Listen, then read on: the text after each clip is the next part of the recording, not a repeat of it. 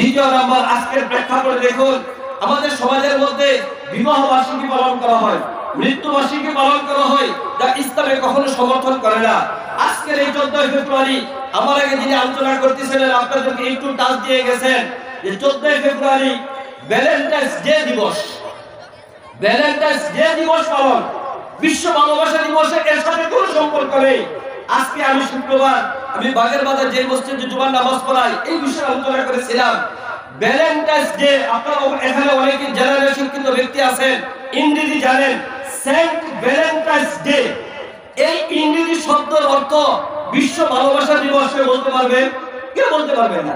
Saint অর্থ হলো যাজক, যে খ্রিস্টান ধর্মের একজন ধর্মীয় যাজক ছিল, এরপরে সেন্ট। আর ভ্যালেন্টাইন্স এক ব্যক্তির নাম, ডে হলো দিন, অর্থাৎ সেন্ট ভ্যালেন্টাইন্স ডে অর্থ হলো ভ্যালেন্টাইন্স এর দিন। সম্মানিত হাজিরিন, এই ভ্যালেন্টাইন্স ডে কে ছিল? তিনটা ইতিহাস পাওয়া যায়, আমি একেবারে সংক্ষেপে বলছি ইতিহাসটা। ভ্যালেন্টাইন্স ডে একজন খ্রিস্ট ধর্মযাজক ছিল, সে গির্জার মধ্যে ইবাদত করত, উপাসনা করত। কিছু যুবক যুবতীরা বাহিরে চলাফেরা করত, অবৈধভাবে মিলামিশার চেষ্টা করত। ওই এলাকার যারা গার্জিয়ান ছিল তারা এটা মেনে নিতে পারত না, যে না যুবকরা অবৈধভাবে মিলামিশা করবে, এটা মেনে নেওয়া যায় না, অতএব তারা এটা বাধা দিত। ওই যে ভ্যালেন্টাইন্স খ্রিস্টান ধর্মযাজক ছিল, সেই যুবকদেরকে বললো, এই তোমাদের জন্য নিরাপদ আস্তানা আমার এই গির্জায়, তোমরা যাদের অবৈধভাবে মিলামিশা করার প্রয়োজন মনে করবে এই গির্জায় চলে আসবে, আমি তোমাদেরকে সুব্যবস্থা করে দিব। সে ধারাবাহিকভাবে এই অবৈধ কাজের ব্যবস্থা করে দিয়েছিল। ওই এলাকার শাসক যখন জানলো ভ্যালেন্টাইন্স নামে ওই ব্যক্তি যুবক যুবতীদের অবৈধ মিলামিশার ব্যবস্থা করে দিতেছে, 14 ফেব্রুয়ারি তাকে হত্যা করেছিল। لبيك اللهم لبيك لبيك لا شريك لك لبيك إن الحمد والنعمة لك। আজকের এই মাহফিলে আমাদের অংশগ্রহণ করতে পারাটা এটা আল্লাহর পক্ষ থেকে আমাদের জন্য দয়া, আল্লাহর পক্ষ থেকে মেহেরবানি, আল্লাহর পক্ষ থেকে আমাদের জন্য সবচেয়ে বড় নিয়ামত। আল্লাহ তাআলা যদি না চাইতেন তাহলে আপনি আমি যত চেষ্টাই করতাম এই মাহফিলে আপনার আমার আসার সুযোগ হইতো না। আপনার আমার মতো অনেক ভাই এই দোকানে বসে আছে, রাস্তাঘাটে আছে, আশপাশে বসে আছে, কিন্তু তাদের এই মাহফিলে আসার সুযোগ হয় না। আমাদের এই যে সোহাজিয়া গ্রামে আজকের এই মাহফিল, এটা কি প্রতি মাসে মাসে হয়? এটা বছরে একবার হয়। এবং এটাই প্রমাণ করে যখন যেই এলাকায় মাহফিল হয়, দিনই এই মজলিসকে উপলক্ষ করে ওই এলাকায় আনন্দের জোয়ার বইতে থাকে, ঠিক কিনা বলুন? দূর দূরান্ত থেকে আত্মীয় স্বজনরা তাদের আত্মীয় বাড়ি আসে, বন্ধু বান্ধবরা আসতে থাকে, এলাকার যুবক ছেলেরা আনন্দ উদ্দীপনার সাথে মুরব্বীদের পরামর্শক্রমে সার্বিক সহযোগিতায় তারা দিনে একটা মাহফিল কায়েম করবে। এই জন্য দিন রাত্র অক্লান্ত পরিশ্রম করে এমন একটা মাহফিল তারা আমাদেরকে উপহার দেয়, এটা তারা আনন্দের সাথে করে, ঠিক কিনা বলুন? দেখা যায় যারা আজকে মাহফিলে আসতে পারে নাই তাদের জন্য দুর্ভাগা হতভাগা, আর যারা এসেছেন এটা তাদের জন্য খুশনসিব বলে আলহামদুলিল্লাহ। আমি কোনো ভূমিকা ছাড়াই সংক্ষিপ্ত কিছু কথা বলবো আপনাদের সামনে। আজকে আমাদের এই মাহফিলের আয়োজন হয়েছে যুবকদের পক্ষ থেকে। আমি যুবকদেরকে নিয়ে কিছু কথা বলবো। আমি যখন এখানে বসা ছিলাম, মাহফিল আয়োজক যারা তেনাদের মধ্য থেকে একজন জায়গায় বলতেছিলেন যে হুজুর, আমাদের এখানে পুরুষ যেই পরিমাণ হয়েছে তার চেয়ে অনেক মহিলা উপস্থিত হয়েছে, কাজে মহিলাদের সম্পর্কে আমি কিছু কথা বলবো। আর আজকে যুবক সম্প্রদায় তারা এই মাহফিলের আয়োজন করেছে, যুবকদের সম্পর্কে কিছু কথা বলবো। সম্মানিত হাজিরিন, আমি কোনো ভূমিকায় যাব না, আমি শুধু আপনাদেরকে এই কথা বলবো, যতদিন পর্যন্ত এই দুনিয়ার মধ্যে দিন থাকবে ততদিন পর্যন্ত আমরা থাকবো, ঠিক কিনা বলুন? যেই দিন এই পৃথিবীর মধ্যে দিন থাকবে না, ওই দিন আল্লাহ রাব্বুল আলামিন এই দুনিয়াকেও রাখবেন না, দুনিয়াকে ধ্বংস করে দিবেন। এবং এই দিন এই দুনিয়ার মধ্যে কিভাবে থাকবে, এই জন্য আল্লাহ তাবারক ওয়া তাআলা এই উম্মতের উপর এই দিন প্রচারের দায়িত্ব দিয়ে দিয়েছেন।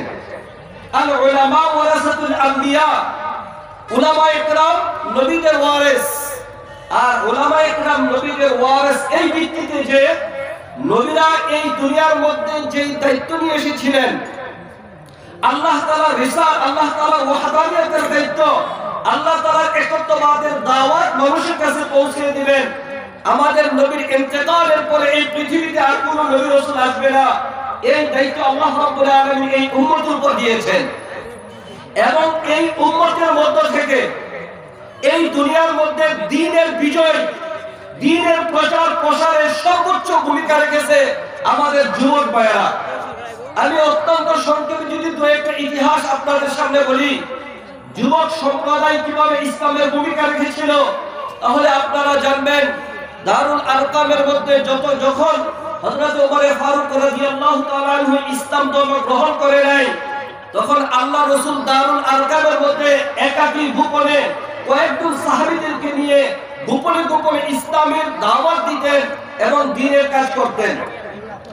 26 বছরের টকবক যুবক হযরত ওমর ফারুক রাদিয়াল্লাহু তাআলা আনহু ইসলাম ধর্ম গ্রহণ করার পরে তিনি ঘোষণা করেছিলেন, আল্লাহ রাসূলকে বলেছিলেন, আলাস্তা আলা দীনিল হক, রাসূলুল্লাহ আমরা কি হক দ্বীনের উপর নই?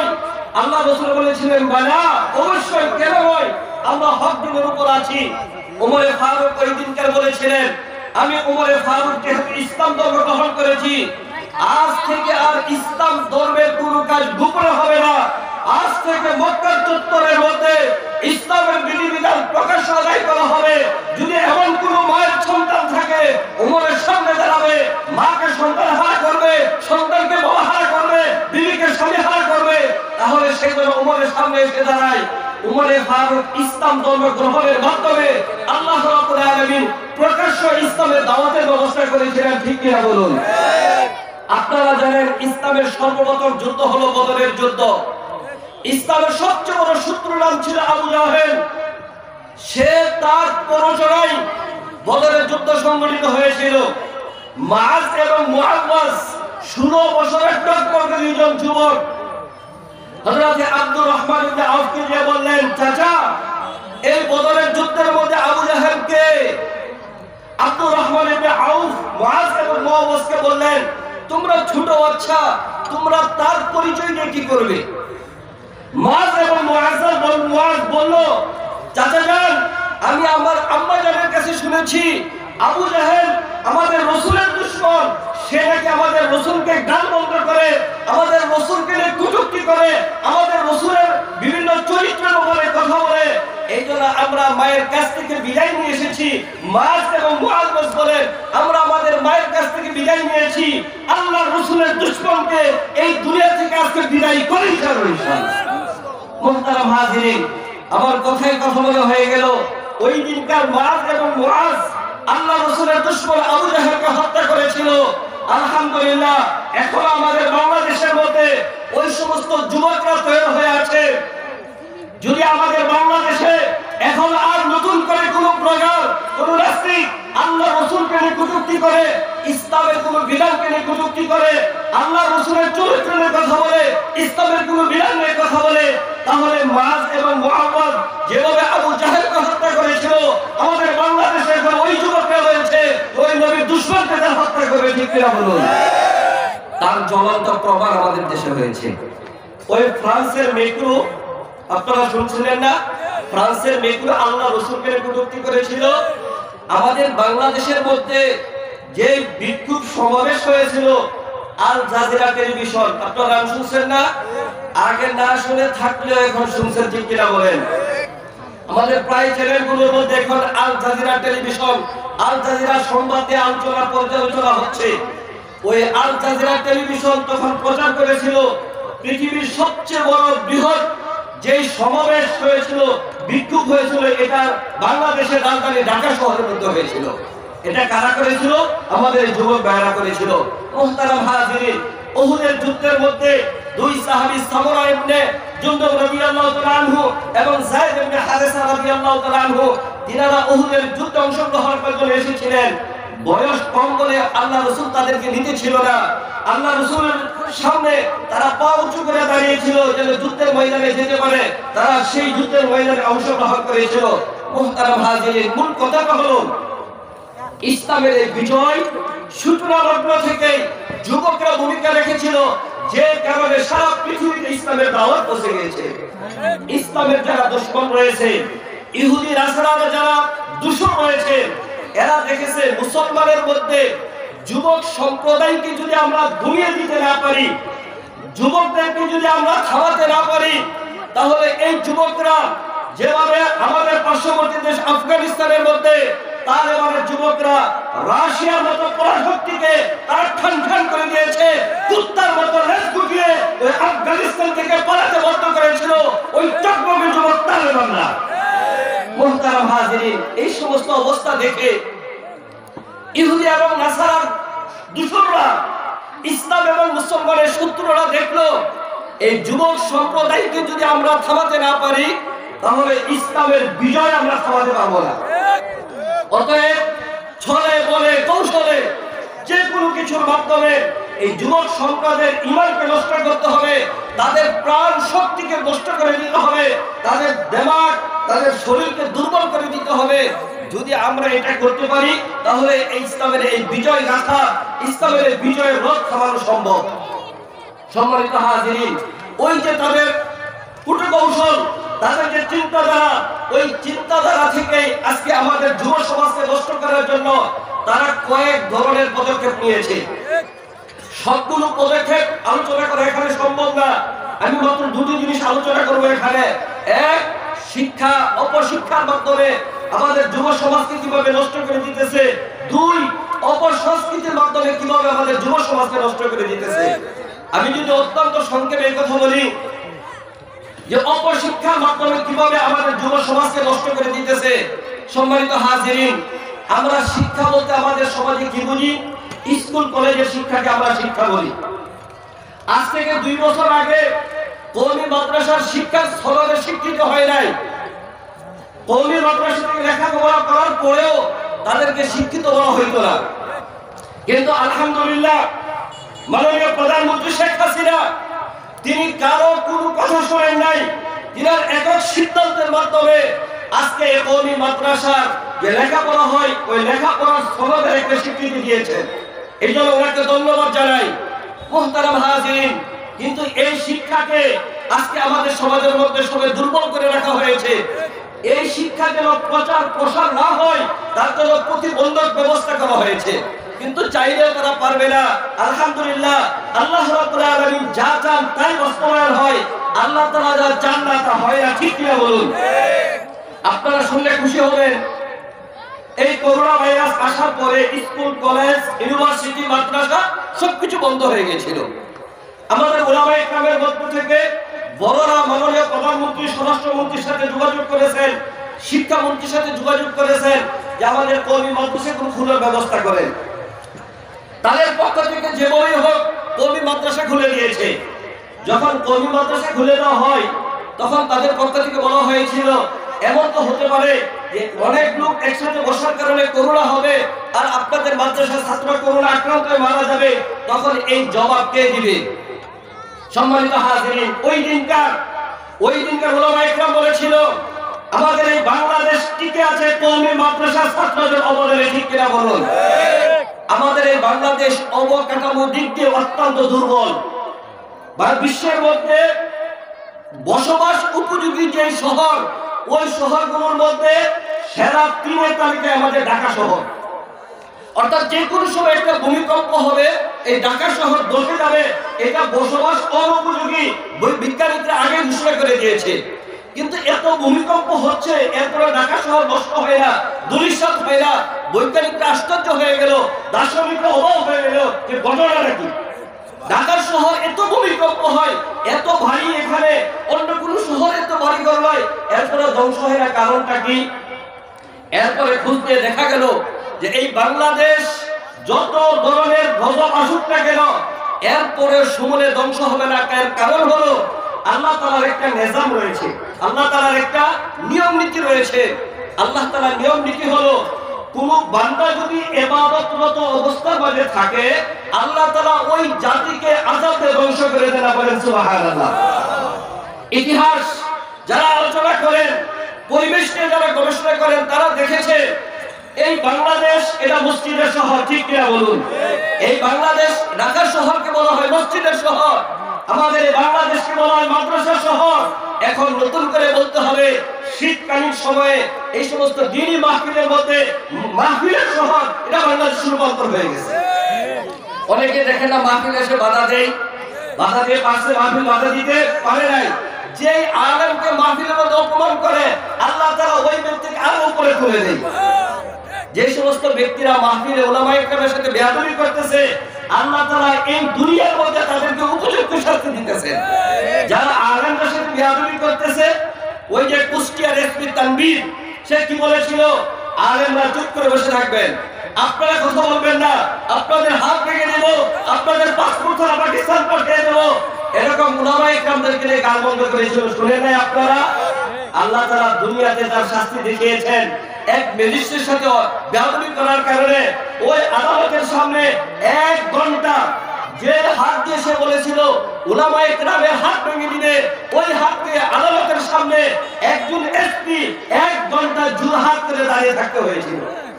এটা হলো আলেমদের সাথে উলামায়ে কেরামের সাথে বেয়াদবি করলে তার বাস্তব প্রমাণ দুনিয়াতে আল্লাহ তাআলা দেখিয়ে দিয়েছেন।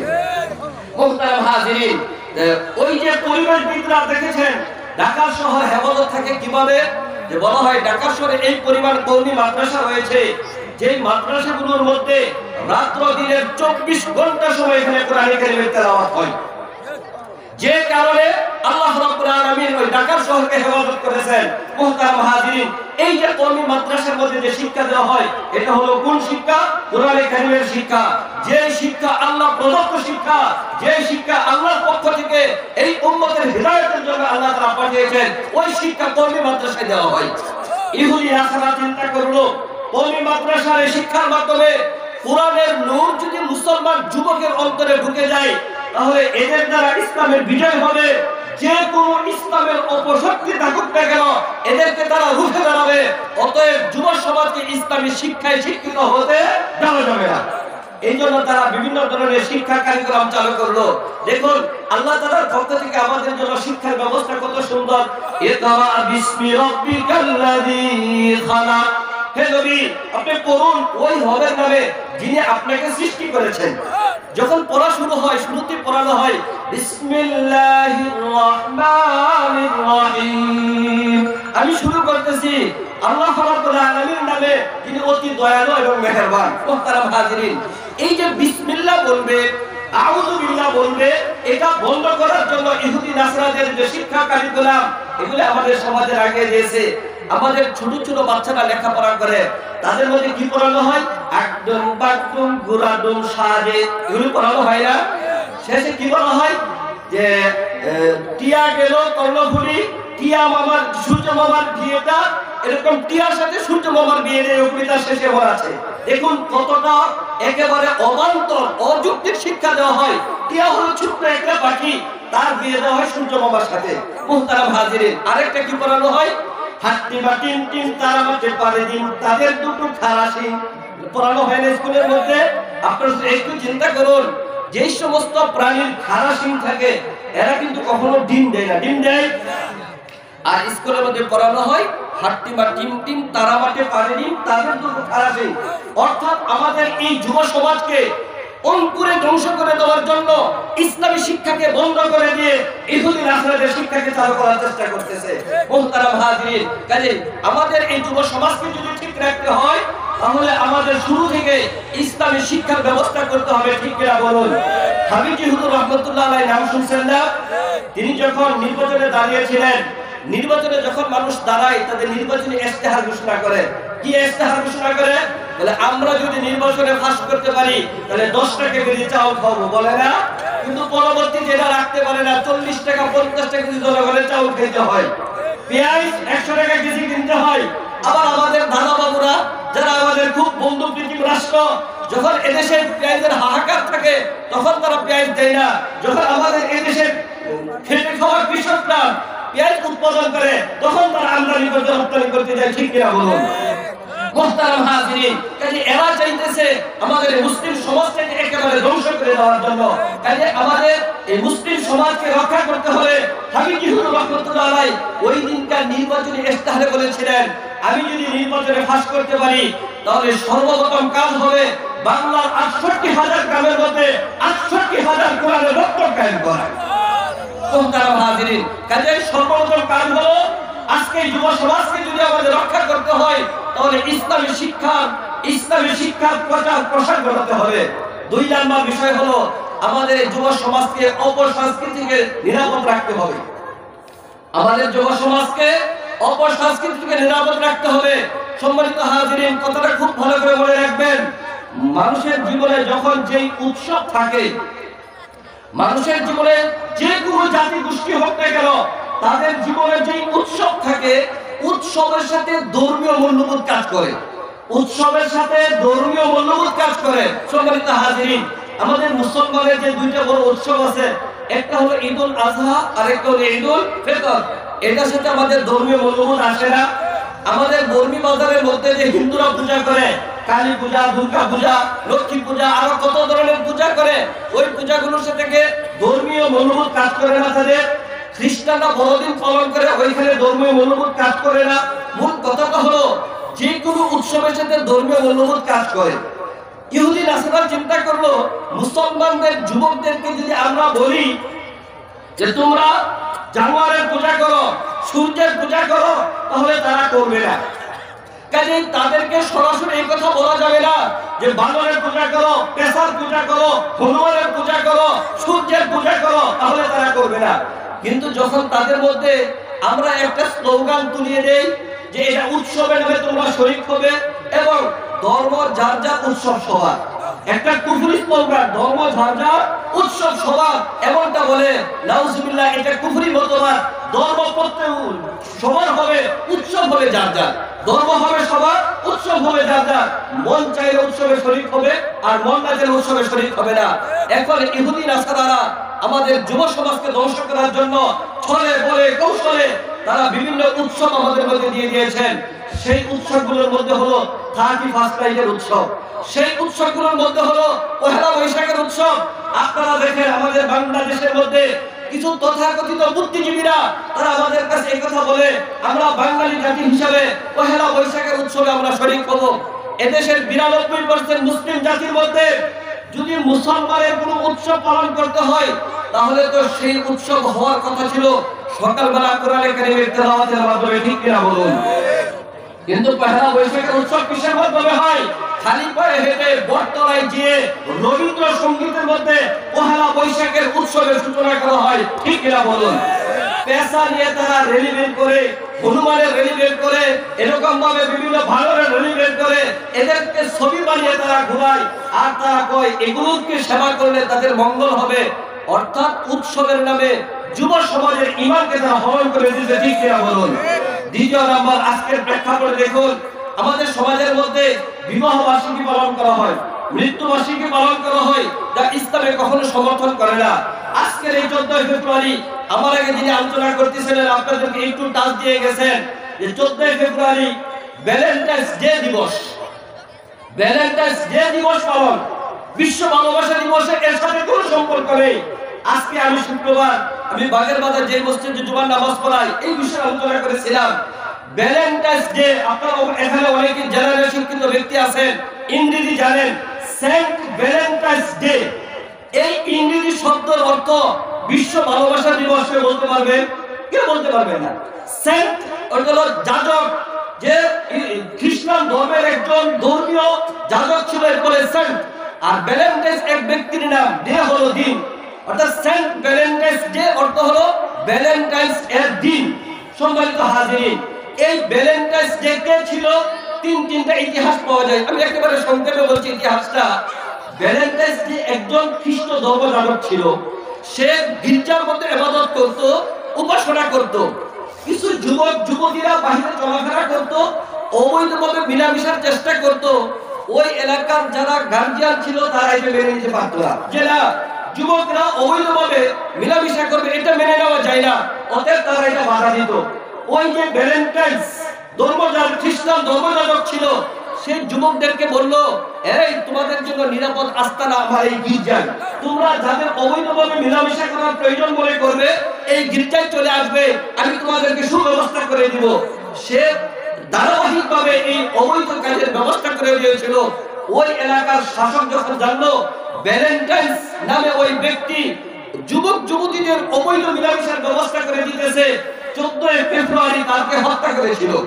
আরেকটা ইতিহাস পাওয়া যায়, ভ্যালেন্টাইন্স ডে সে কারাগারের মধ্যে বন্দী ছিল। সে কারাগারের মধ্যে থাকা অবস্থায় কারারক্ষীর প্রধানের মেয়ের সাথে তার প্রেমের সম্পর্ক হয়ে যায়। অনেক লম্বা ঘটনা। ওই কারারক্ষী মেয়ের সাথে সম্পর্ক হয়েছে এটা জানার পরে তাকে হত্যা করা হয়। যখন তাকে হত্যা করা হইতেছিল তখন তার পক্ষ থেকে ওই কারারক্ষীর মেয়ের কাছে চিঠি পাঠানো হলো যে তোমার ভ্যালেন্টাইন্সের পক্ষ থেকে তোমাকে এই প্রেমের চিঠি দেওয়া হলো। সম্মানিত হাজিরিন, তাকে যে হত্যা করা হয়েছিল এটা ছিল 14 ফেব্রুয়ারি। ওই দিনকার ভ্যালেন্টাইন্স ডে ওই হিসাবে ওই দিন তারা পালন করতো, ওই দিন ভ্যালেন্টাইন্সকে হত্যা করা হয়েছিল। সম্মানিত হাজিরিন, আরো ইতিহাস রয়েছে। মূল কথা হলো আপনারা ইতিহাস আপনারা উইকিপিডিয়ার মধ্যে ঢুকে দেখবেন যে ভ্যালেন্টাইন্স একজন ধর্মযাজক ছিল, খ্রিস্টান ছিল, তার সাথে ভালোবাসার কোনো সম্পর্ক ছিল না, তাকে ওই দিন হত্যা করা হয়েছিল। কিন্তু অমুসলিমরা দেখলো যে মুসলমানদের কাছে যদি বলি তোমরা ভ্যালেন্টাইন্স ডে পালন করো তবে কেউ পালন করবে না, কিন্তু যদি আমরা বলি বিশ্ব ভালোবাসা দিবস পালন করো তাহলে তারা অনেকে এটা পালন করতে আসবে। সম্মানিত হাজিরিন, এরপরে এই বাংলাদেশের মধ্যে 1993 সালে শফিক রেহমান যাই দিন পত্রিকার সম্পাদক শফিক রেহমান সর্বপ্রথম বাংলাদেশে 14 ফেব্রুয়ারি বিশ্ব ভালোবাসা দিবসের ব্যবস্থাপনা করেছে। ও যুবক ভাইয়েরা কান খুলে শোনো, তোমরা যারা বিশ্ব ভালোবাসা দিবস পালন করবে এটা হারাম। কেন? আল্লাহ তাআলা কোরআনে বলেছেন ওয়ালা তাকরাবুজ জিনা, তোমরা জিনার কাছাকাছি যেও না।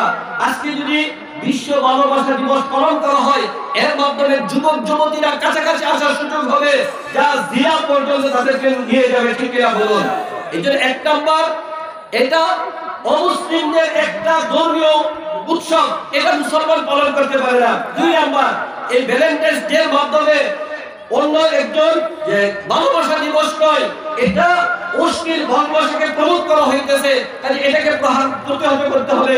আপনি যদি বিশ্ব ভালোবাসা দিবস পালন করেন, মা বাবার ভালোবাসা দিবস পালন করতে পারেন না, ভাই বোনের ভালোবাসা দিবস পালন করতে পারেন না, ছেলে এবং তার এরকম ছেলে বন্ধুর ভালোবাসা দিবস পালন করতে পারেন না, এটা তাদের মূল লক্ষ্য না। মূল লক্ষ্য হলো মুসলিম যুব সমাজকে উৎসবের নাম দিয়ে অপসংস্কৃতি দিয়ে তাদের ঈমানকে ধ্বংস করে দেওয়া। অতএব তার থেকে আমাদের যুব সমাজকে হেফাজত করতে হবে। ও যুবক ভাইয়েরা, আব্দুল্লাহ ইবনে মুবারক একজন বড় তাবী ছিল। তিনার একটা ছোট্ট ঘটনা বলে আমি আলোচনা শেষ করে দিব। আব্দুল্লাহ ইবনে মুবারক বড় একজন ধনী ব্যক্তির ছেলে ছিল। তিনি বাগানের মধ্যে বসে গান বাজনা করতেন, মানুষদেরকে গান বাজনা শোনাইতেন, নেশা করতেন। তিনার একটা সেতারা ছিল, আঙ্গুল দিয়ে বাজাইনা সেতারা, একটা সেতারা ছিল। ওই সেতারা নিয়ে গান বাজনা করতো আর এরকম ভাবে সে আপনার মদ পান করতো। একদিন তার সেতারাকে হাতে দিল, এভাবে বাজানোর জন্য সেতারা বাজে না। তার তো সব ঠিক আছে, আবার চেষ্টা করতেছে বাজানোর জন্য, বাজে না। তৃতীয়বার যখন আবার চেষ্টা করলো তখন সেতারার মধ্য থেকে একটা আওয়াজ আসলো কোরআন কারীমের আয়াতের, আলাম ইয়ানি লিল্লাযিনা আমানু আন তাখশা কুলুবুহুম লিযিকরিল্লাহ। ও যুবক, এখনই কি তোমার সময় হয় নাই দুনিয়ার সমস্ত নিশাকে পরিহার করে, গান বাজনাকে পরিহার করে যেই রব তোমাকে সৃষ্টি করেছে ওই রবেটাকে সাড়া দিবে? সেতারার কাছ থেকে আওয়াজ আসলো। ওই আওয়াজ আসার সাথে সাথে আব্দুল্লাহ ইবনে মুবারক বলল, বালা রাব্বিকাল আন, হে রব, আমার সময় হয়েছে তোমার দরবারে ফিরে আসা। তিনি সবকিছু ছেড়ে দিয়ে তিনি আল্লাহর পথে চলে এসেছেন। ও যুবক ভাইয়েরা, এখনো আমাদের সময় হয় নাই আল্লাহর পথে ফিরে আসার। আল্লাহর পথে আমাদের ফিরে আসতে হবে। আর না হয় আজকের এই মাহফিল আমরা করতে পারবো, কিন্তু এর থেকে আমাদের শিক্ষা যদি না নেই তাহলে এই মাহফিলের কোনো কাজ হবে না। সর্বশেষ আমি বলেছিলাম মা বোনদের সম্পর্কে দুইটা কথা বলবো। আমি আর 2 মিনিট সময় নিতেছি। মা বোনদের সম্পর্কে দুইটা কথা বললেই নয়। মা বোনদেরকে আল্লাহ তাআলা কিরকম সম্মান দিয়েছেন।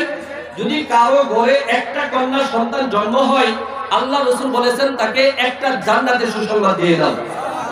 যদি 2টা কন্যা সন্তান জন্ম নেয় তাকে 2টা জান্নাতের সুসংবাদ দিয়ে দাও। হাদিসে কোথাও এটা নেই।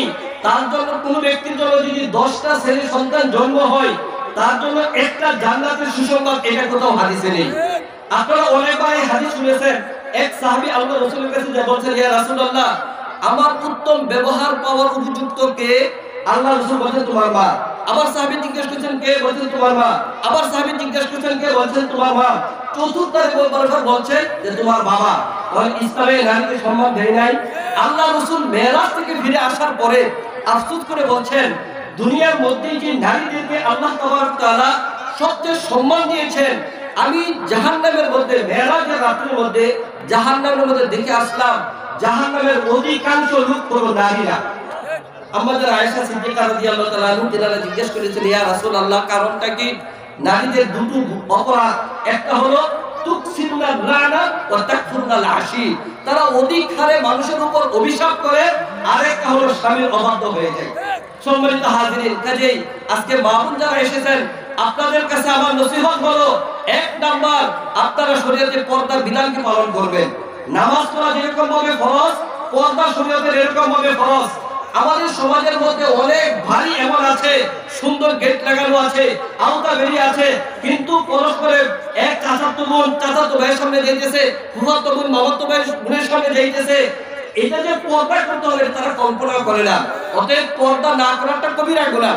আর কোন বাবা, যোগ্য বাবা, তার মেয়েকে যদি বেপরদিকের অবস্থায় ছেড়ে দেয়, তাকে বলা হয় দায়ুস। কোন বাবা যদি তার কন্যা সন্তানকে, তার বিবিকে, তার মাকে, তার বোনকে বেপরদিকের অবস্থায় ছেড়ে দেয়, তাকে বলা হয় দায়ুস। আর দায়ুসের ঠিকানা হলো জাহান্নাম। সম্মানিত হাজিরিন, আমাদের সমাজের মধ্যে অধিকাংশ গুনাহ হচ্ছে নারীদের কারণে, ঠিক কিনা বলুন? আজকে কিছুদিন আগে আনুশকা এবং দিহান যে আনুশকাকে হত্যা করেছে, সে কুরুচিপূর্ণ দর্শনের মাধ্যমে। কারণ হলো, ওই আনুশকা যদি ওইখানে না যাইতো, বেপরদিকে অবস্থা তার সামনে না যাইতো, তাহলে তার দ্বারা হত্যা হতো না। সম্মানিত হাজিরিন, এই যে কিছুদিন আগে মিরপুরের মধ্যে নুসরাত ফারিহা, নিহা, তারা যে হত্যা হয়েছে, মূল কারণটা হলো বেপরদিকের কারণে অবস্থা হয়েছে। মা বোনদের কাছে আমার এক নম্বর অনুরোধ হলো, আপনারা শরীয়তের পর্দার বিধানকে রক্ষা করবেন। দুই নম্বর বিধান হলো, আপনারাই হলেন মূল কারিগর, যে আপনাদের মাধ্যমে সন্তান ভালো হতে পারে। কাজে আপনাদের সন্তানকে দ্বীন শিক্ষা দেওয়া, শরীয়ত শিক্ষা দেওয়া আপনাদের দায়িত্ব। সম্মানিত হাজিরিন, আমি আলোচনা শেষ করে দিতেছি। সর্বশেষ কথা হলো, আমাদের যুবক ভাইয়েরা আজকে ইসলামের এই জলসার আয়োজন করেছেন, আমরা তাদের জন্য দোয়া করব, কিয়ামতের ময়দানে, আরশের ময়দানে যখন আর কোনো ছায়া থাকবে না, একমাত্র আল্লাহর রহমতের ছায়া থাকবে। আজকে যে সমস্ত যুবক ভাইয়েরা অক্লান্ত পরিশ্রম করে এই মাহফিলের আয়োজন করেছেন, কিয়ামতের ময়দানে আল্লাহ তাবারক ওয়া তাআলা যেন তাদেরকে ওই রহমতের ছায়ার নিচে জায়গাতে সকলে বলে আমিন। যেহেতু আলোচনা করলাম, সকলকে আমল করার তৌফিক দান করুন। ওয়া আখিরু দাওয়ানা আলহামদুলিল্লাহি রাব্বিল আলামিন। আসসালামু আলাইকুম ওয়া রাহমাতুল্লাহি ওয়া বারাকাতুহু।